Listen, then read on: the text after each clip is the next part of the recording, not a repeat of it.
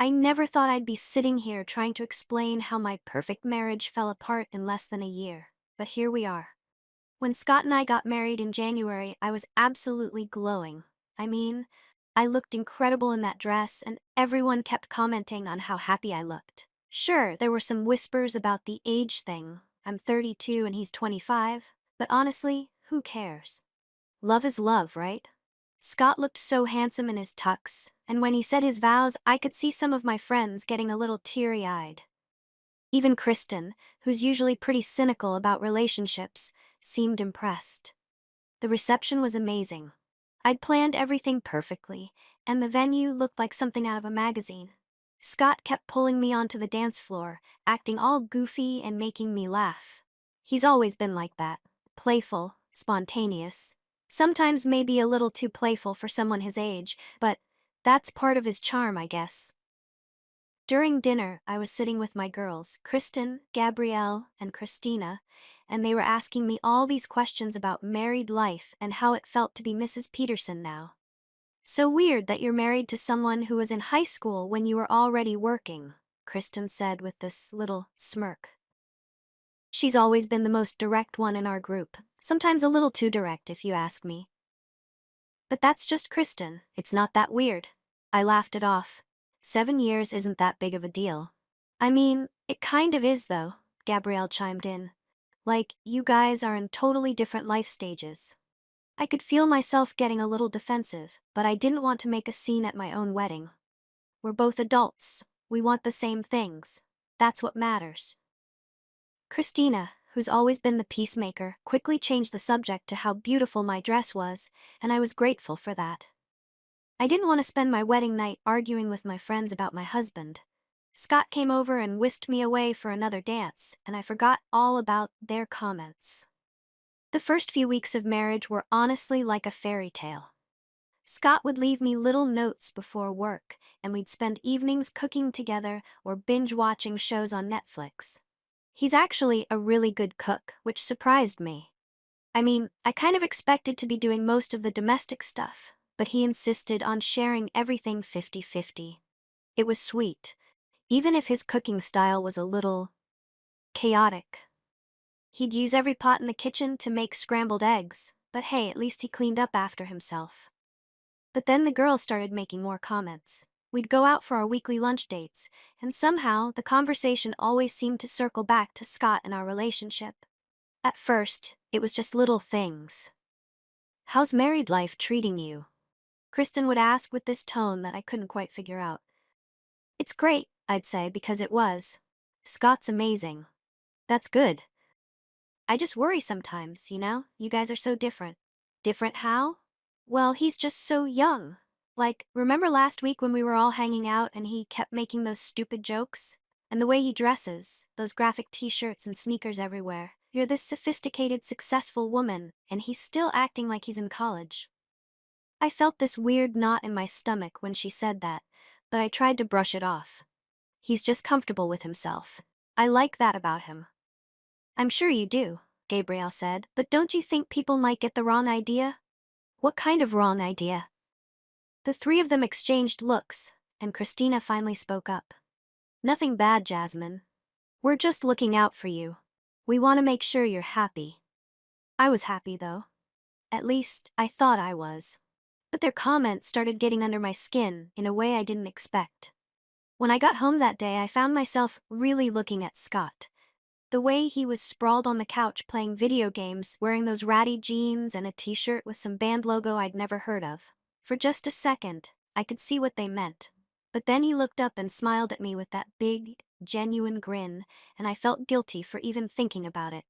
"How were the girls?" he asked, pausing his game. "Fine," I said. "Same as always." "Cool. I was thinking we could order Thai food tonight. I'm too lazy to cook." See? That's exactly the kind of thing they were talking about. A grown man should be more responsible than just ordering takeout because he's too lazy to cook. But I didn't say anything. I just agreed to the Thai food and tried to push my friends' voices out of my head. As the weeks went on, though, their comments got more pointed. They started questioning not just Scott's maturity, but his motivations too. We were out for drinks one night, Just us girls. And Kristen brought up my late husband David. You know, I've been thinking, she said, swirling her wine glass.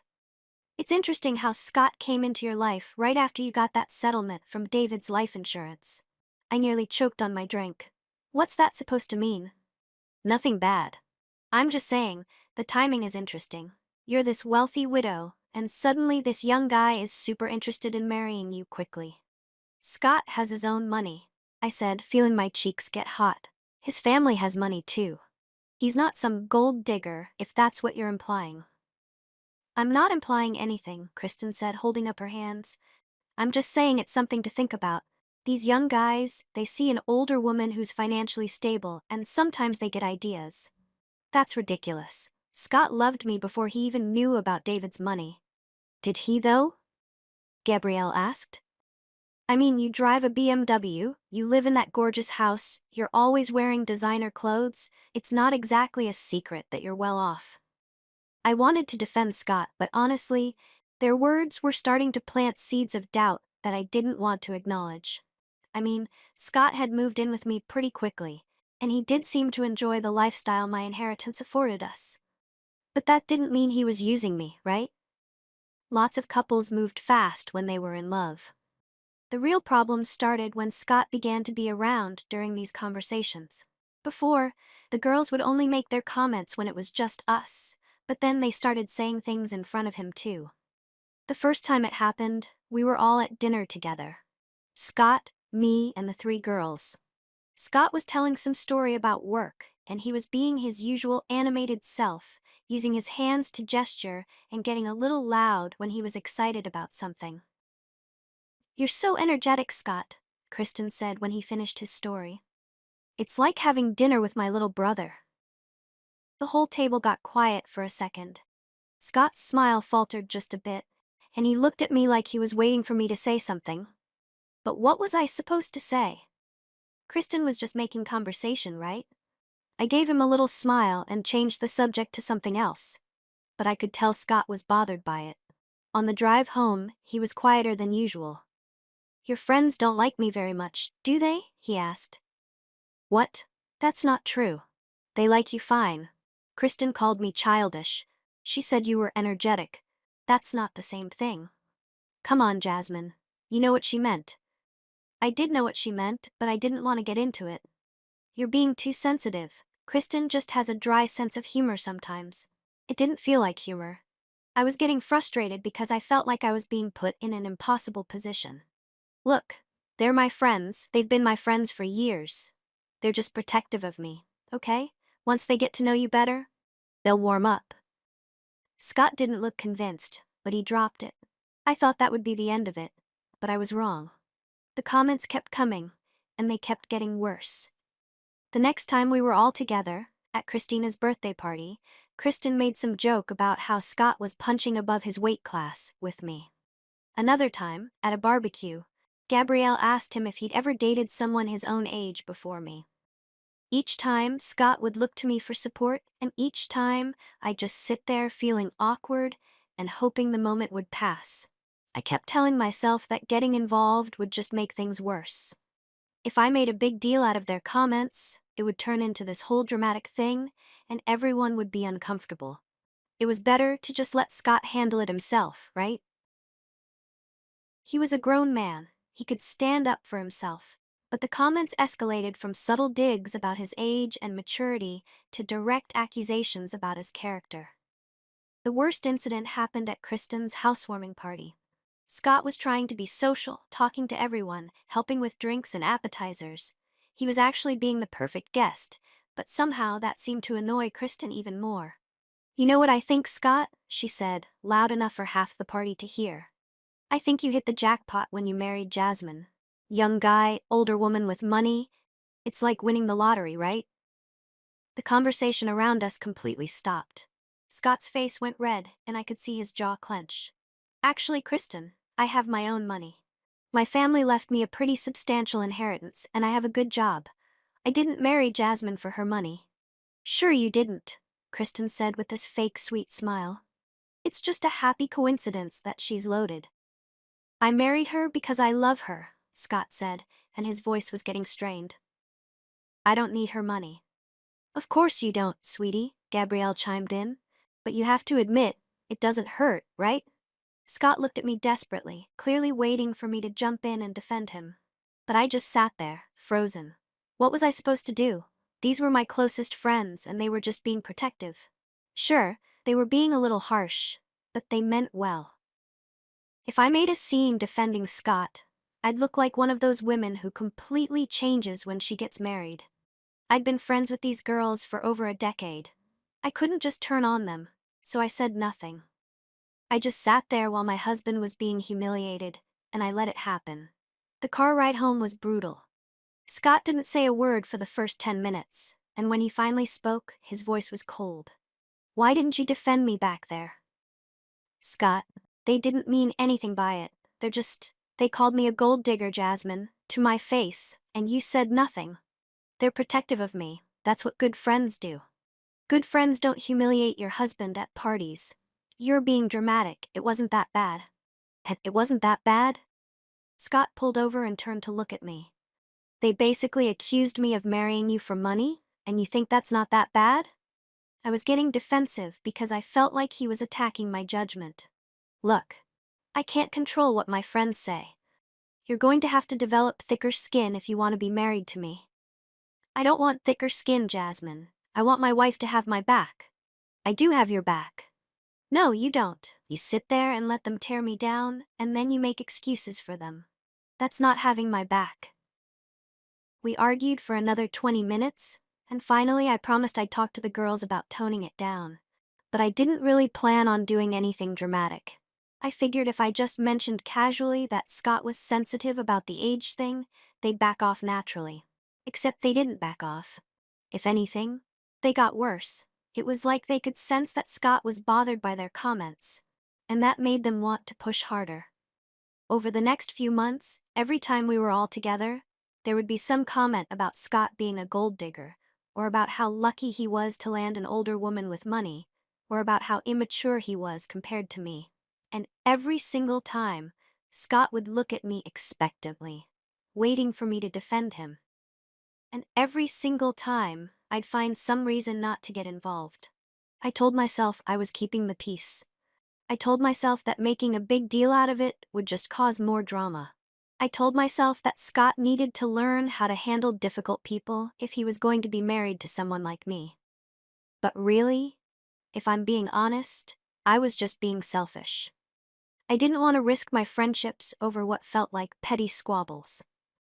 These girls had been there for me through my divorce, through David's death, through all the hardest parts of my life. Scott was great, but he was still new. I figured he'd eventually learn to deal with their personalities, or they'd eventually get bored of teasing him.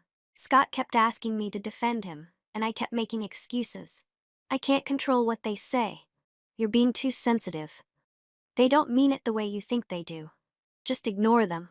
I had a response for everything, but I never actually did anything to help him. The final straw came last week. We were at dinner with the girls again, and they were really laying into Scott. Kristen started by making some comment about how young Scott looked. Then Gabrielle joined in saying he probably got carded everywhere we went. Then Christina, who usually stayed out of this stuff, made some joke about how I was like his sugar mama. Seriously though, Scott, Kristen said, you have to admit this whole setup is pretty sweet for you. Older woman, established, financially secure. You basically get to skip all the struggling that people your age usually have to do. I'm not struggling because of Jasmine, Scott said, and I could hear the frustration in his voice. I have my own career, my own savings. I'm not some kept man. Right, but come on, Gabrielle said. You live in her house, you drive her cars, you go on vacations that she pays for. Don't act like you're not benefiting from this arrangement. It's not an arrangement, it's a marriage. Is it though? Kristen asked. Or is it more like a business transaction? She gets a young, attractive husband to make her feel about herself, and you get financial security and a lifestyle upgrade. Scott's face went completely white. That's a horrible thing to say. I'm just being honest. This whole thing has gold digger written all over it. That's when Scott completely lost it. Not in a yelling way, but in a quiet, defeated way that was somehow worse. He looked directly at me and said, "Are you going to say anything?" I opened my mouth, but nothing came out. I was so tired of being put in the middle of this. Why couldn't Scott just ignore them? Why couldn't the girls just be nicer? Why did I always have to be the one to fix everything? "Jasmine?" Scott said again. They're just, I started, but I couldn't figure out what to say that wouldn't make someone angry. Scott stared at me for a long moment, then nodded slowly. "Okay," he said. "I understand." He was quiet for the rest of dinner, and I could tell something had fundamentally shifted. When we got home, he went straight to our bedroom and closed the door. I figured he just needed some space to cool off, and we'd talk about it in the morning. But the next morning, Scott was different. Cold. Distant. He made his coffee and left for work, without saying goodbye. When he came home that evening, he barely acknowledged me. I tried to start a conversation about what happened at dinner, but he just said he was tired and went to bed early. This went on for 2 days. Scott would come home, eat dinner in silence, and then disappear into his office or go to bed early. He wasn't being mean exactly, but he wasn't being warm either. It was like he was tolerating my presence, but nothing more. Finally, I couldn't take it anymore. I cornered him in the kitchen and demanded to know what his problem was. "My problem," he said, "my problem is that I'm married to someone who doesn't respect me." "That's not true. I respect you." "No, you don't. If you respected me, you wouldn't let your friends talk to me like that." "Scott, I can't control what they say." "I'm not asking you to control them. I'm asking you to defend me. There's a difference. I don't want to get in the middle of—" "You are in the middle," he interrupted. "You're my wife. When someone disrespects your husband, you're already in the middle." I was getting frustrated, because this felt like the same argument we'd been having for months. "What do you want me to do? Get in a fight with my best friends?" "I want you to tell them to stop calling me a gold digger. I want you to tell them that their comments are inappropriate and hurtful. I want you to act like you're on my side. I am on your side." "No, you're not. You're on their side. You always have been." That's when Scott said the words that changed everything. "I want to divorce you." I literally felt the blood drain from my face. "What?" "I want a divorce, Jasmine. Are you serious right now?" I was starting to panic. "Scott, come on. We can work this out." "No, we can't. I've asked you multiple times to defend me, and you've refused every single time. I can't be married to someone who won't have my back." I started crying, which I hate doing, because it makes me look weak, but I couldn't help it. "Scott, please. Don't do this. We can fix this." "How? How are we going to fix this?" "I'll talk to the girls. I'll tell them to stop with the comments." "It's too late for that." "No, it's not. I'll cut them off completely if I have to. I'll choose you over them. I promise." Scott just looked at me with this sad expression. "The fact that you see it as choosing says everything I need to know." "What do you mean?" "It shouldn't be a choice, Jasmine. Defending your husband shouldn't be something you have to think about. It should be automatic." I was trying to keep everyone happy by letting them humiliate me. I didn't think. That's the problem. You didn't think. You didn't think about how it felt for me to sit there while your friends called me a gold digger. You didn't think about how humiliating it was to have my own wife refuse to defend me. You didn't think about anything except avoiding conflict. I was crying harder now, and I could see that it was affecting Scott, but he wasn't backing down. "Please don't leave me. I love you." "I love you too," he said, and that somehow made it worse. "But love isn't enough if there's no respect." "I do respect you." "No, you don't. If you respected me, you would have shut down those comments the first time they happened. If you respected me, you wouldn't have let it go on for months. If you respected me, you wouldn't have made me beg you to defend me." I promised him everything I could think of.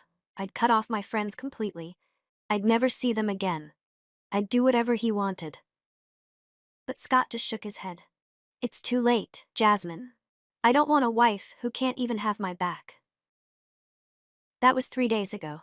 Since then, Scott has barely spoken to me. He's been sleeping in the guest room and leaving for work early, so he doesn't have to see me. I've been crying every day, which is not like me at all. I'm not usually a crier, but I can't seem to stop. I keep replaying all those moments in my head, all those times Scott looked at me desperately while my friends tore him down. I keep thinking about how I could have just said something simple like, "Hey, that's not fair," or "Don't talk about my husband like that." It wouldn't have been that hard. It wouldn't have ruined my friendships. But I was so focused on avoiding confrontation that I forgot about protecting the person I claim to love most. The worst part is that I can see now how wrong my friends were. Scott isn't a gold digger. He has his own money, his own career, his own life. He married me because he loved me, not because he wanted my inheritance. But by the time I realized that, it was too late. The damage was done. Scott called a lawyer yesterday. He's serious about the divorce. I've been calling and texting, begging him to reconsider, but he's not responding. I even tried to get him to go to counseling with me, but he said there was nothing to counsel. He said the problem wasn't that we couldn't communicate. The problem was that I chose my friends over him repeatedly, and that's not something a therapist can fix. I think the thing that hurts the most is that he's right. I did choose my friends over him. Every single time there was a conflict, I chose the path that kept my friends happy and left Scott to fend for himself. I told myself I was being diplomatic, but really, I was being cowardly. I was so afraid of losing my friendships that I ended up losing my marriage instead. Now I'm sitting here in this house that feels too big and too quiet, and I don't know what to do. I could call the girls and tell them what happened, but honestly, I don't even want to see them right now. I'm angry at them for putting me in this position, but I'm angrier at myself for handling it so badly. Scott was a good husband. He was kind and funny, and he loved me genuinely. He wasn't perfect, he was young and sometimes immature. But he was mine, and I should have protected him. Instead, I let my friends destroy his confidence and humiliate him, and I stood by and watched it happen. I don't know if there's any way to fix this. Scott seems pretty determined to go through with the divorce, and I can't really blame him. If the situation were reversed, if his friends had been calling me a gold digger for months while he said nothing, I probably would have left too. I just never thought it would come to this. I thought love was enough. I thought as long as we cared about each other, we could work through anything. But I learned too late that love without respect and loyalty isn't really love at all. It's just selfishness dressed up in pretty words. So here I am, about to lose the best thing that ever happened to me, and it's entirely my own fault. Scott gave me multiple chances to choose him, and I chose wrong every single time. Now I have to live with the consequences of those choices, and I don't know how I'm gonna do that.